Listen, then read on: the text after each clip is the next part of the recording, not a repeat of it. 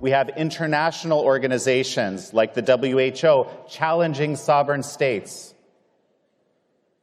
So many of you are aware of the WHO. There's a pandemic treaty and international health regulations that are essentially going to be dictating how we are supposed to respond to another pandemic.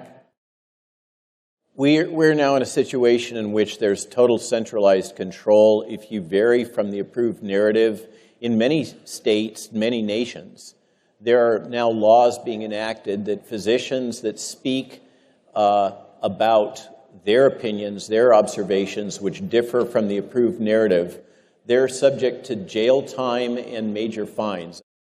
So it's centralized control of messaging, of diagnostics, of patient treatment. The whole logic is built around the idea of what's best for the group, utilitarianism, as opposed to the traditional position and the fundamental aspect of the Hippocratic Oath, where the physician is focused on the patient, not on the population, not on the greater good, but on the good of the individual. What is the reality of what the WHO is trying to do through these international health regulations and the pandemic treaty? This appears to be a power grab that's ongoing right now, basically weaponizing public health to advance centralized control. That proposes that the WHO will be able to establish treatment norms and define a public health pandemic or health crisis for anything they wish. This could include energy, CO2 levels, gun violence, abortion, whatever it is that they want to declare. They can call that a public health emergency. And then they will have the authority to mandate what nation states shall do in response to those public health emergencies. And by agreement, if nation states concur with this or don't object, they will be subject to potential sanctions or other actions if they don't implement the actions that are proposed by the WHO. This goes all the way down to the level of WHO being able to stipulate what medical products or procedures you receive, what vaccines you take, what medicines you're allowed to take. No more of physicians directly interacting with patients. This is centralized medicine on a global scale.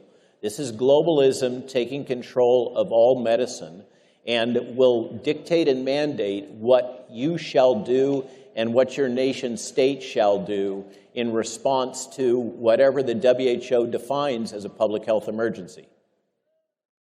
We need to emphasize not centralized, globalized medicine, but a decentralized approach.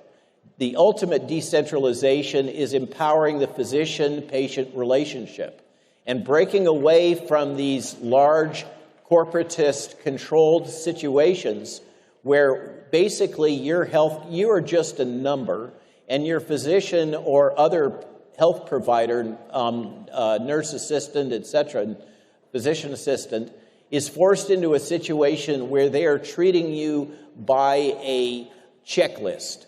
That's what's happening, and that's a step towards artificial intelligence-driven medicine. That's where they want to go, is standardized medicine where you're all a number and you are processed through the system, given a diagnosis, and then basically you have checklist-driven medicine. Because of the monstrosity of red tape and bureaucracy and the complexity it is to deal with insurance companies and Medicare and the government. And Obamacare. And Obamacare. Physicians are no longer wanting to do that, so they are running into the arms of corporate medicine. And that is the key. They're running into the arms of corporate medicine. They work for the corporation. They don't work for the patient.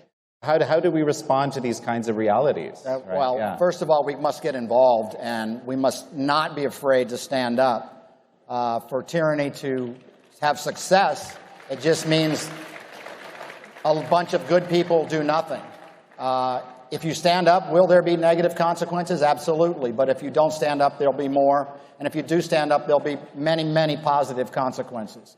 As far as the WHO goes, we must demand that our government not sign this treaty. And I would say go even further. We must leave the WHO and defund the WHO.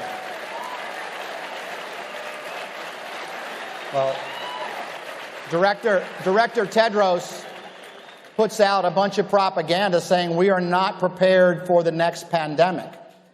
Well, I say, if we look at how they handled the last pandemic, they are the last people that we want to handle a future pandemic.